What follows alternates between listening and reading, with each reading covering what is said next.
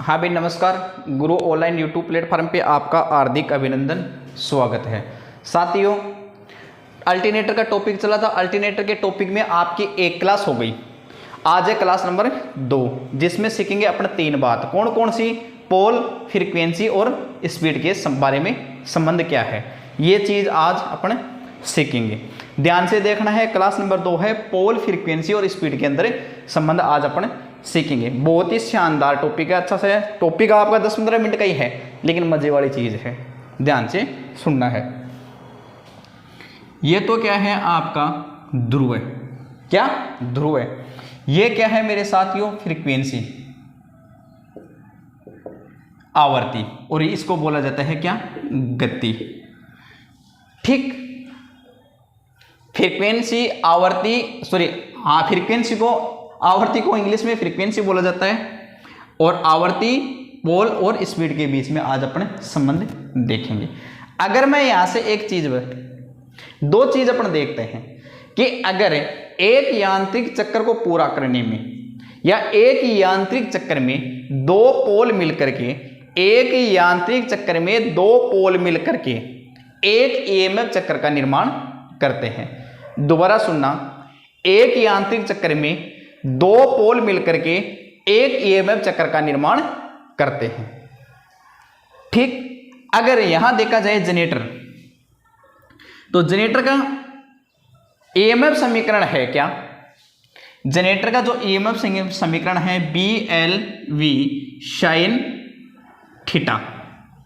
ठीक, जो BLV है आपका, ये एक नियतांक है। क्या है? नियतांक है, नियत रहने वाला है। यहां जो मान बदलता है, ये किसका? थीटा का मान, साइन थीटा का मान आपका बदला जाता है। जैसे जैसे आप साइन थीटा का मान बदलते हो, तो आपके परिणाम में भी बदलाव आ जाता है। क्या? परिणाम में भी बदलाव आता है। कैसे? जैसे कि ये 30 डिग्री कर दो, या 60 डिग्री करते हैं, 90 डिग्री करते हैं, 120 डिग्री करते हैं, 150 डिग्री करते हैं, 180 डिग्री करते हैं, 210 डिग्री करते हैं, 240 डिग्री करते हैं, 270 डिग्री करते हैं, 300 डिग्री करते हैं, 330 डिग्री करते हैं, या 360 डिग्री करते हैं। तो इस हिसाब से साइन थीटा का मान बदलने से आपका परिणाम बदलता है। एक बार आपका परिणाम पॉजिटिव होता है, दूसरा परिणाम आपका नेगेटिव होगा। क्या? जो साइकिल बनेगी आपका कुछ इस हिसाब से बनती है। एक बार पॉजिटिव होती है और एक बार मेरे साथियों नेगेटिव होती है। 0 से होती है यहाँ 90 डिग्री, यहाँ 120 डिग्री, यहाँ 270 डिग्री, और ये मेरे साथ ये पूरी 360 डिग्री का सर्किल एक बार बन जाता है। ठीक, लेकिन इस बात को ध्यान में आपको नहीं रखनी है। जो चीज़ आपको ध्यान में रखनी है उसको थोड़ा ध्यान से देखना है। तो देखना क्या है कि अगर आप यहाँ देखना है जो चीज़ आपको, वो ध्यान से देखो।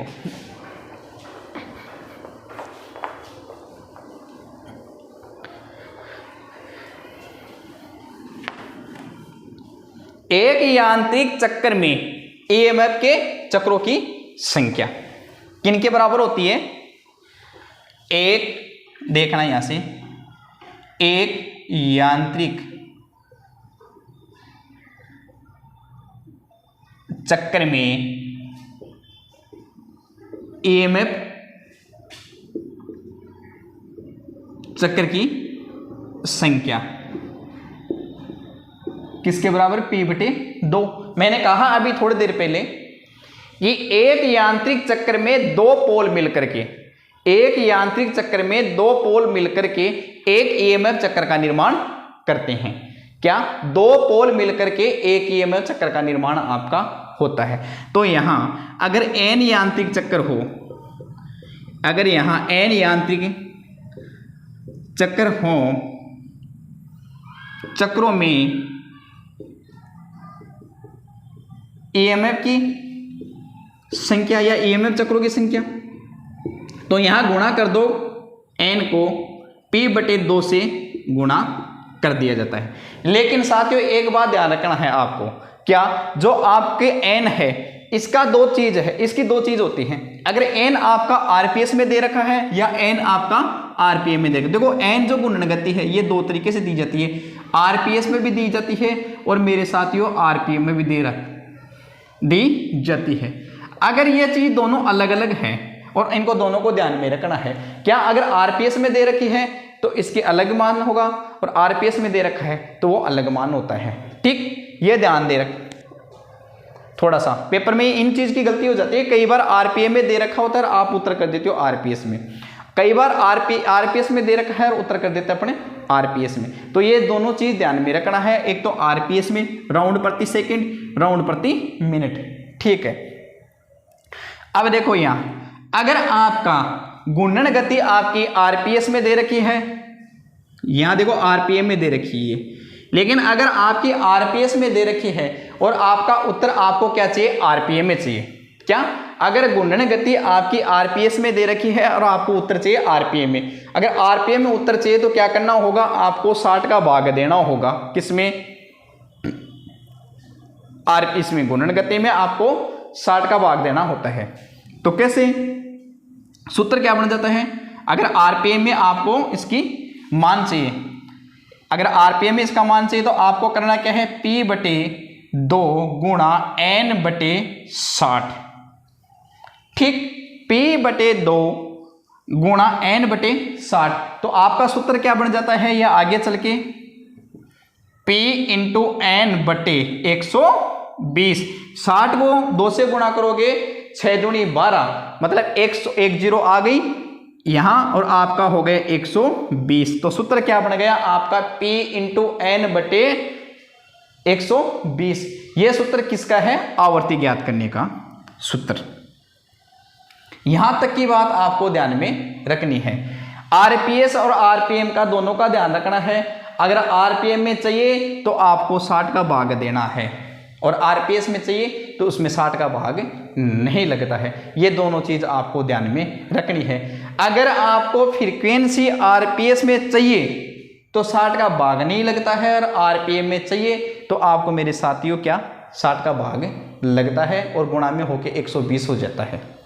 आगे आ जाओ बात, अब फ्रीक्वेंसी और पोल, ये फ्रीक्वेंसी एफ को फ्रीक्वेंसी, पी को पोलों की संख्या, एन को गुणन गति। अब फ्रीक्वेंसी, पोल व गुणन गति के बीच में क्या संबंध है, या ये भी पूछ सकते हैं आपको, ये भी पूछा जा सकता है कि जो आपका आवर्ती है वो गुणन गति के समानुपाती है या व्युत्क्रमानुपाती है। तो ध्यान रखना आप हमेशा, जो आपकी आवर्ती है, देखो जो ये एफ है ये आपके आवर्ती, एफ है जो आवर्ती है, पी है जो पोलों की संख्या, पोलों की संख्या, एन है जो आपकी गुणन गति है, पी पोलों की संख्या, एन गुणन गति और एफ आपकी आवर्ती। तो यहां आवर्ती जो है, यहां आवर्ती है वो आवर्ती गुणन गति के सीधे समानुपाती होती है। यह बात आपको ध्यान में रखना है, क्या कि पोल गुणन गति का मान बढ़ा करके आप आवर्ती का मान भी बढ़ा सकते हो, क्या कि गुणन गति का मान बढ़ा करके आप आवर्ती का मान भी बढ़ा सकते हो। इसलिए गुणन गति आपकी आवर्ती के समानुपाती होती है या आवर्ती गुणन गति के समानुपाती होती है। तो यहां से देखना कि आवर्ती गुणन गति के सीधे समानुपाती होती है। अब आते हैं पोलों के, कि आपके क्वेश्चन आ जाए कि पोल गुणन गति के क्या समानुपाती होते हैं क्या? जी बिल्कुल होते हैं, लेकिन सीधे समानुपाती नहीं होते हैं पोल। पोलों की संख्या बढ़ा करके गुणन गति का मान, पोलों की संख्या बढ़ा करके आपकी आवर्ती का मान बढ़ा सकते हैं, लेकिन सीधे न बढ़ा करके आपके P/2 के समानुपाती होती है। क्या? आवर्ती पोलों के सीधे समानुपाती न होके P/2 के समानुपाती होती है। तो यहां से देखना दोबारा से,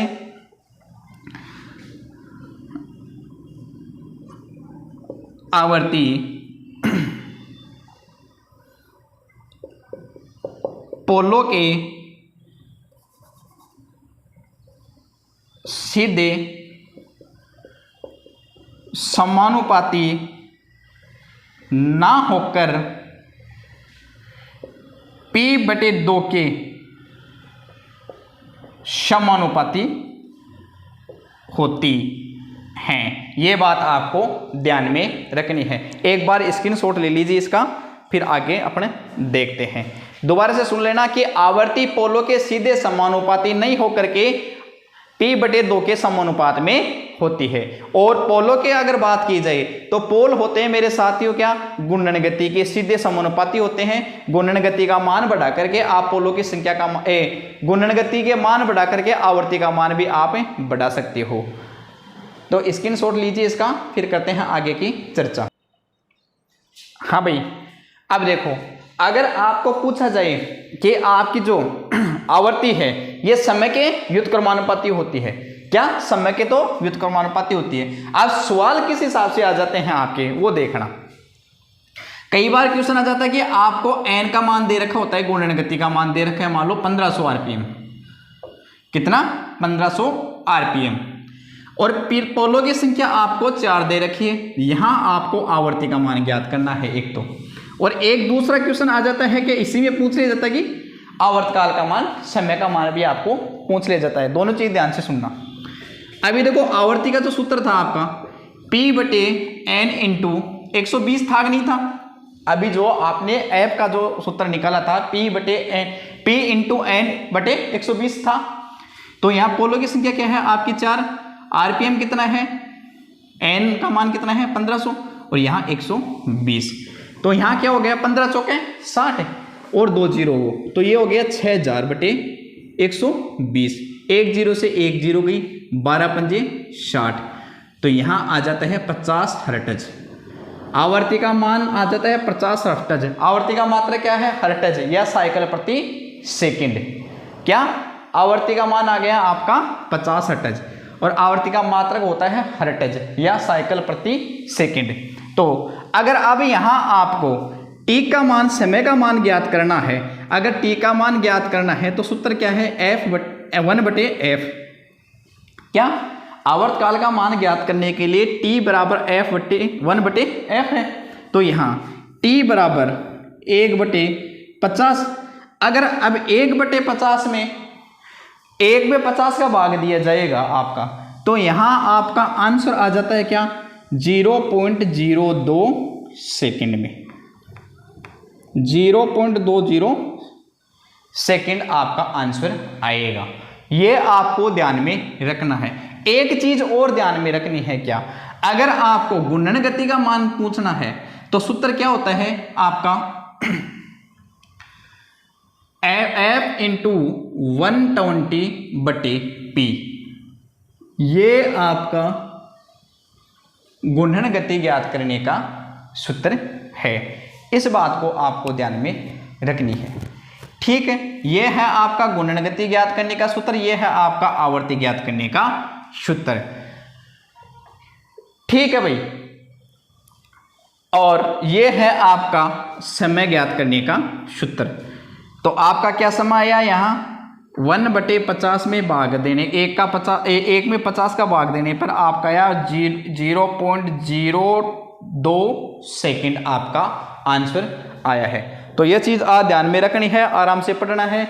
कहीं किसी प्रकार की समस्या आपको होती है तो एक बार आप हमारे को मैसेज के द्वारा बताना है कि आपको समझ में कहाँ तक आया और कहाँ तक नहीं आया। जय हिंद, जय भारत।